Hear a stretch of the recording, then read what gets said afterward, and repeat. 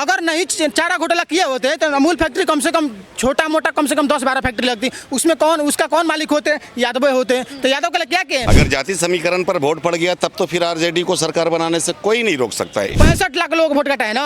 आपके रैली में 10 से 5 हजार लोग जा रहे हैं, आखिर वो 64 लाख 80 हजार लोग कहाँ गायब हो गए? आप बंद कमरे में बुला के 5 लोगों को साबित करवा रहे हैं, उनको बुला रहे हैं, उनको पता ही नहीं कि मेरा वोट है कि नहीं। वो फिर बाद में कह रहा है हमको जो बोला गया हम बताएंगे। अगर वोट चोरी नहीं होता तो ये नारा इतना थोड़ी लगता, इतने जो खोल करके ये भी नारा है बिहार में, चारा चोर बिहार चोर, टूटी चोर, यूपी चोर, जमीन चोर झारखंड चोर, बिजली चोर कर्नाटका चोर, मंदिर चोर तो पश्चिम बंगाल चलने से। ये माई समीकरण की वजह से ही 15 साल लालू जी राज किए थे। अगर ये सिक्का चल गया उनका तो उसे कोई नहीं रोक सकता, कोई नहीं, चाहे जितनी बड़ी सरकार लग जाए। किशनगंज में 68% मुस्लिम है, 123% आधार कार्ड निकल रहा था, आधार कार्ड से मैंने दिया जाएगा। चोर गद्दी वोट चोरी हुआ है, वो छोड़ेगा ही नहीं है। अभी गद्दी छोड़ने के बाद छोटे बच्चे को ले आके बोल रहे हैं कि सब लोग बोल रहे हैं वोट चोर गली छोड़। ये बताइए जब बड़े बड़ों की बात है, जब राहुल गांधी कह रहे थे कि एक बच्चे ने आके उनके कान में बोला है कि वोट चोरी हो रहा है। नमस्कार, मैं मनीषा पाल आप सभी का स्वागत करती हूं ब्रेकिंग ओपिनियन में। देखिए, बिहार में इलेक्शन जल्दी होने वाले हैं, तारीखों का ऐलान तो नहीं हुआ है लेकिन समय है वो नज़दीक आता जा रहा है। अभी देखिए, तमाम जनता है वो बिहार पे नज़र गड़ाए बैठी हुई है, चाहे वो दिल्ली की हो, अन्य प्रदेशों की हो, कि आखिर बिहार के लिए इस बार चेहरा कौन सा होने वाला है। अब कई सारे लोग हैं नए चेहरा यानी कि प्रशांत किशोर को भी देख रहे हैं कि हो सकता है ये विकास, डेवलपमेंट और तमाम समस्याओं का समाधान कर सकते हैं। लेकिन कहीं ना कहीं लोगों को लग रहा है कि एनडीए सरकार भी आ सकती है और इंडिया गठबंधन जो वोट अधिकार यात्रा लगातार कर रहा था उसकी भी कहीं ना कहीं जो है वो सीटें बढ़ सकती है, बढ़ोतरी हो सकती है। लेकिन इंडिया गठबंधन का आरोप ये है कि सबसे ज़्यादा जो सीटें हैं वो चोरी हो रही हैं और वोट चोरी जिस तरीके से हुई और वोटर लिस्ट से नाम हटाया गया तमाम जनता का, तो इसके खिलाफ और इसको देखते हुए लगता है कि कहीं ना कहीं मोदी जी हैं वो फिर से वोट चोरी करेंगे और फिर से बिहार में अपनी सरकार बनाने गए। इंडिया गठबंधन को ऐसा लग रहा है। हमारे साथ मौजूद है बिहार की जनता। शुभ नाम क्या हुआ सर आपका? मोहम्मद सैकुल खान। क्या कहना चाहेंगे सैकुल खान जी, बिहार में किसका चेहरा लग रहा है मुख्यमंत्री? मुख्यमंत्री का चेहरा तो जैसे बनने के लायक जो है वो तो जन स्वराज की पार्टी का है, उन्हीं का पीके का। लेकिन मामला ये है कि सरकार तो उनका बनता हुआ दिखाई नहीं दे रहा। मेहनत तो बहुत बहुत ज़्यादा खूब कर रहे हैं, लेकिन इसके बावजूद भी उनकी सरकार बनती हुई दिखाई नहीं दे रही। चेहरा और उसका जो साक्षरता मिशन है और पॉलिटिक्स के पीछे और युवा पीढ़ी के पीछे जो काम है वो एकदम सराहनीय है, उसमें नो डाउट्स। लेकिन सरकार किसकी बन जाएगी, बिहार का जनता किसे कब बैठा देगा, इसका कहना मुनासिब नहीं है। जब से देखिए अब आरजेडी की तरफ है वो सबसे ज़्यादा जो एमओआई समीकरण बोला जाता है वो वोट जाता है।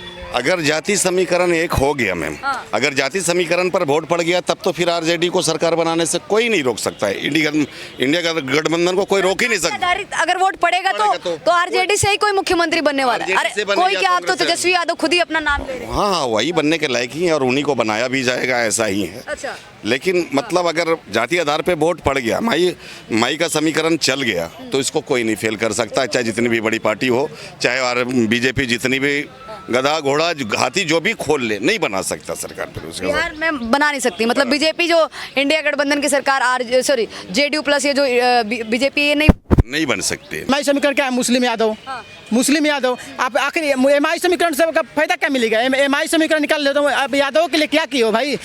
सुनिए, सैफुल खान जी जो खुद गया से हैं ये कह रहे हैं कि अगर जाति आधारित वोट पड़ेंगे तो आरजेडी से मुख्यमंत्री ही तेजस्वी यादव बनेंगे, कोई नहीं रोक सकता। सच है, कोई नहीं रोक सकता। ये सत्य बात है। अच्छा। ये माई समीकरण की वजह से ही 15 साल लालू जी राज किए थे।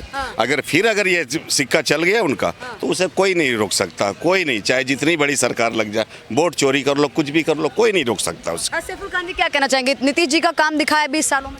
नीतीश जी का काम भी मिला जुला के सराहनीय है। मैं ये नहीं कह सकता हूँ कि नहीं उन्होंने काम नहीं किया, ये नहीं कह सकता, काम उनका भी सराहनीय है।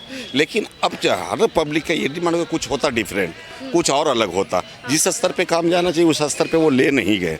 तो अब सोच रहे हर कोई चाहता है कि बदलाव चाहता है कि नए कोई मुख्यमंत्री आए, हमारा राज्य का विकास करे, विशेष राज्य का दर्जा दे। नीतीश जी का सबसे बड़ा, आप गठबंधन में हैं, उसके बावजूद भी आपने वादा किया था कि विशेष राज्य का दर्जा दिलाएंगे, आज तक नहीं दिला पाए आपने। आपत्ति आपको विशेष राज्य का दर्जा? नहीं, आपत्ति बहुत बड़ा आपत्ति है कि आपके रहते हुए, आपके साथ सेंट्रल सरकार के गठबंधन में रहते हुए भी आपको विशेष राज्य का दर्जा नहीं मिला, तो कब दे पाएंगे आप? ये बोल रहे हैं कब दिला पाएंगे? ये बोल रहे हैं कि हमारी समीकरण से जीत जाएंगे। अच्छा, यादवों के लिए क्या किए हैं? जो 950 करोड़ की जो ये चारा घोटाला किए हैं, बिहार में सबसे ज्यादा, कहीं भी सबसे ज्यादा गौशाला कौन रखता है? यादव रखते हैं। आप 950 करोड़ का चारा घोटाला कौन खाएगा? या गाय भैंस न खाएगी न? जो आप बोल रहे हैं कि गुजरात डेवलप करेगा, जो गुजरात में अमूल फैक्ट्री है, अगर नहीं चारा घोटाला किए होते तो अमूल फैक्ट्री कम से कम छोटा मोटा कम से कम 10-12 फैक्ट्री लगती। उसमें उसका कौन मालिक होते? यादव होते। तो यादव के लिए क्या किए? जब छोटा लड़का का तो ईसाई से शादी करवा दे रहे हैं, अब बड़ा लड़का जब यादव शादी कर रहा है तो उसको भगा दे रहे हैं। तो यादव के लिए क्या किए? अब देखिए, अब कुछ मुद्दा नहीं मिला उनको, तब जा रहे हैं वोट चोरी नहीं है, बांग्लादेशी रोहिंग्या बचावे रहे।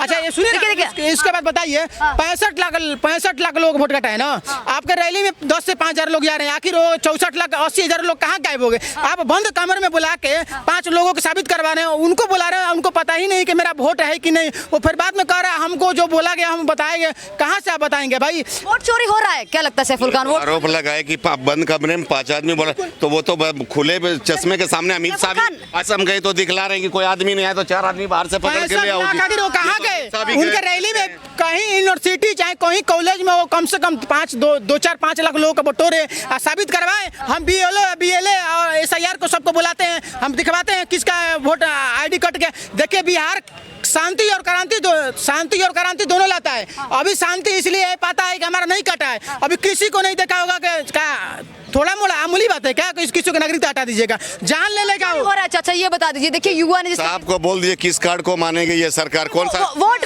चोरी हो रहा है? सिटीजन कार्ड क्या है? वोट चोरी हो रहा है कि इंडियन सिटीजन कार्ड क्या है? देखिए, हम किस कार्ड अभी को बिहार में चलिए, किशनगंज चलिए, कटरिया चलिए, पूर्णिया चलिए, किशनगंज में 68% मुस्लिम है, 123% आधार कार्ड निकल रहा था। आधार कार्ड से मैंने दिया जाएगा, 123% आधार कार्ड निकल रहा है, 68% जनसंख्या है, तो आधार कार्ड से चोरी हो रहा है। चाचा एक बात बताइए, वोट चोरी हो रहा है कि नहीं हो रहा है? वोट चोरी हो रहा है। कहाँ से हो रहा है? अगर वोट चोरी नहीं होता तो ये नारा इतना थोड़ी लगता। इतने जो खोल करके ये भी नारा है बिहार में, चारा चोर, बिहार चोर, टूटी चोर, यूपी चोर, जमीन चोर, झारखंड चोर, बिजली चोर, कर्नाटका चोर, मंदिर चोर, पश्चिम बंगाल चोर, नेशनल हेराल्ड चोर, मारुति चोर, देश छोड़, ये भी नारा चल रहा है। ये कहाँ से नारा फिर?